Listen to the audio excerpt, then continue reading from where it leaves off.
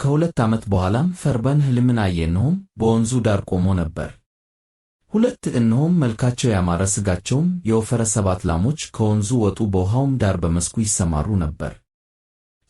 ከእነርሱም በኋላ እነሆ መልካቸው የከፋ ሥጋቸውም የከሳ ሌሎች 7 ላሞች ከወንዝ ወጡ፣ በእነዚያም ላሞች አጠገብ በወንዙ ዳር ይቆሙ ነበር።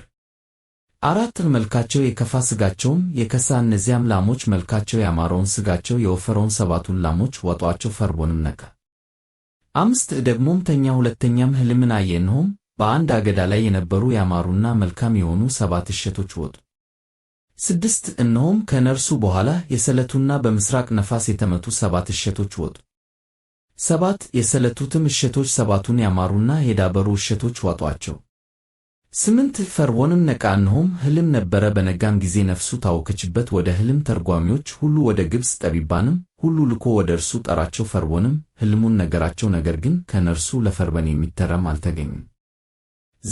የዚያን ጊዜ የጠጅ አሳላፊዎቹ አለቃ እንዲህ ብሎ ለፈርዖን ተናገረ፣ እኔ ኃጢአቴን ዛሬ አስባለሁ።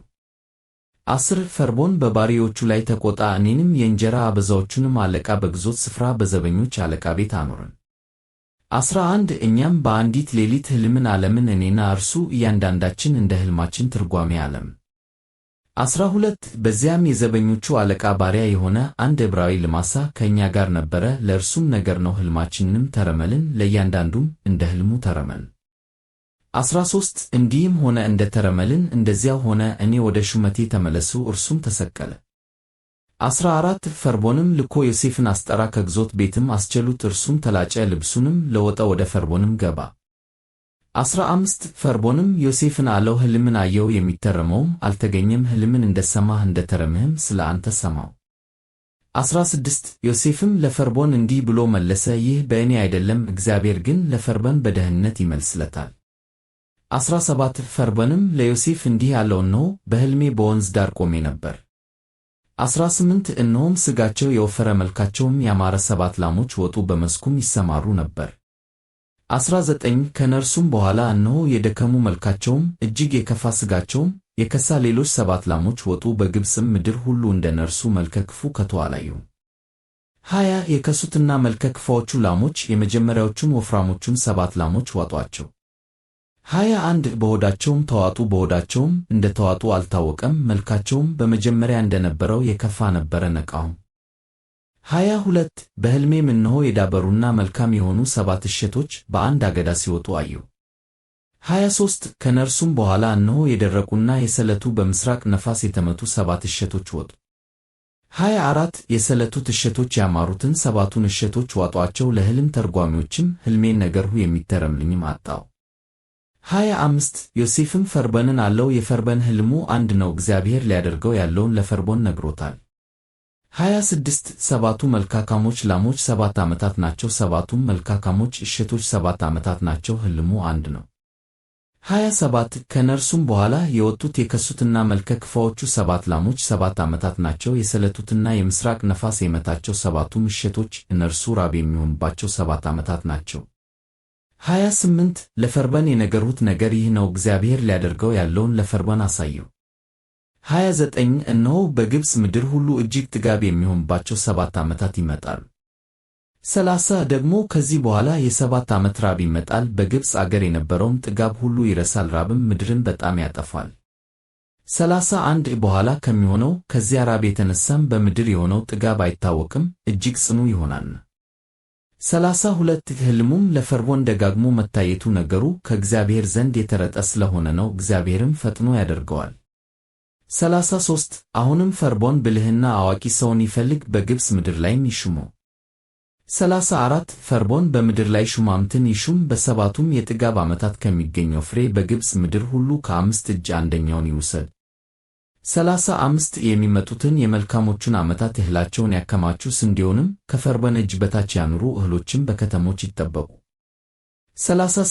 በግብፅ ምድር ስለሚሆነው ስለ 7ቱ ዓመታት ራብ እህሉ ተጠብቆ ይኑር፣ ምድሪቱም በራብ አትጠፋም። ነገሩም በፈርዖንና በሎሌዎቹ ፊት መልካም ሆነ። ፈርዖንም ሎሌዎቹን እንዲህ አላቸው፣ በውኑ የእግዚአብሔር መንፈስ ያለበትን እንደዚህ ያለ ሰው እናገኛለን? 39 ፈርዖንም ዮሴፍን አለው፣ እንደ አንተ ያለ ብልህ አዋቂም ሰው የለም፣ እግዚአብሔር ይህን ሁሉ ገልጦልሃልና። 40 አንተ በቤቴ ላይ ተሾም፣ ሕዝቤም ሁሉ ለቃልህ ይታዘዝ፣ እኔ በዙፋኔ ብቻ ከአንተ እበልጣለሁ። 41 ፈርዖንም ዮሴፍን በግብፅ ምድር ሁሉ ላይ ሾምሁ አለው። 42 ፈርዖን ቀለበቱን ከእጁ አወለቀ፣ በዮሴፍ እጅም አደረገው፣ ነጭ የተልባ እግር ልብስንም አለበሰው፣ በአንገቱም የወርቅ ዝርግፍን አደረገለት። 43 የእርሱም በምትሆን በሁለተኛይቱ ሰረገላ አስቀመጠው፣ አዋጅ ነጋሪም ስገዱ እያለ በፊቱ ይጮህ ነበር፣ እርሱም በግብፅ ምድር ሁሉ ላይ ተሾመ። 44 ፈርዖንም ዮሴፍን አለው፣ እኔ ፈርዖን ነኝ፣ በግብፅ አገር ሁሉ ያለ አንተ ማንም እጁንም እግሩንም አያንስ። 45 ፈርዖንም የዮሴፍን ስም ጸፍናት ፐናህ ብሎ ጠራው፣ የሄልዮቱ ከተማ ካህን የፖቲፌራ ልጅ የምትሆን አስናትን አጋባው፣ ዮሴፍም በግብፅ ምድር ሁሉ ወጣ። 46 ዮሴፍም በግብፅ ንጉሥ በፈርዖን ፊት በቆመ ጊዜ ዕድሜው 30 ዓመት ነበረ። ዮሴፍም ከፈርዖን ፊት ወጣ፣ የግብፅ ምድርንም ሁሉ ዞረ። 47 በሰባቱም በጥጋብ ዓመታት የምድሪቱ ፍሬ ክምር ሆነ። 48 በግብፅ ምድር ሁሉ ያለውን የሰባቱን ዓመት እህል ሁሉ ሰበሰበ፣ እህልንም በከተሞቹ አደለበ፣ በየከተማይቱ ዙሪያ ያለውን የእርሻውን እህል ሁሉ በዚያው ከተተ። 49 ዮሴፍም እንደ ባሕር አሸዋ እጅግ ብዙ የሆነ ስንዴን አከማቸ፣ መስፈርን እስኪተው ድረስ ሊሰፈር አልተቻለም። 50 ለዮሴፍም የሄልዮቱ ከተማ ካህን የፖቲፌራ ልጅ አስናት የወለደችለት 2 ልጆች የራብ ዘመን ገና ሳይመጣ ተወለዱለት። 51 ዮሴፍም የበር ልጁን ስም ምናሴ ብሎ ጠራው፣ እንዲህ ሲል እግዚአብሔር መከራዬን ሁሉ የአባቴንም ቤት አስረሳኝ። 52 የሁለተኛውንም ስም ኤፍሬም ብሎ ጠራው፣ እንዲህ ሲል እግዚአብሔር በመከራዬ አገር አፈራኝ። 53 በግብፅ ምድር የነበረውም የሰባቱ ዓመት ጥጋብ አለፈ። 54 ዮሴፍም እንደ ተናገረ የሰባቱ ዓመት ራብ ጀመረ፣ በየአገሩም ሁሉ ራብ ሆነ፣ በግብፅ ምድር ሁሉ ግን እህል ነበረ። 55 የግብፅ ምድርም ሁሉ ተራበ፣ ሕዝቡም ስለ እህል ወደ ፈርዖን ጮኸ። ፈርዖንም የግብፅ ሰዎችን ሁሉ ወደ ዮሴፍ ሂዱ፣ እርሱ ያላችሁንም ሁሉ አድርጉ አላቸው። 56 በምድርም ሁሉ ላይ ራብ ሆነ፣ ዮሴፍም እህል ያለበትን ጎተራ ሁሉ ከፍቶ ለግብፅ ሰዎች ሁሉ ይሸጥ ነበር፣ ራብም በግብፅ ምድር ጸንቶ ነበር።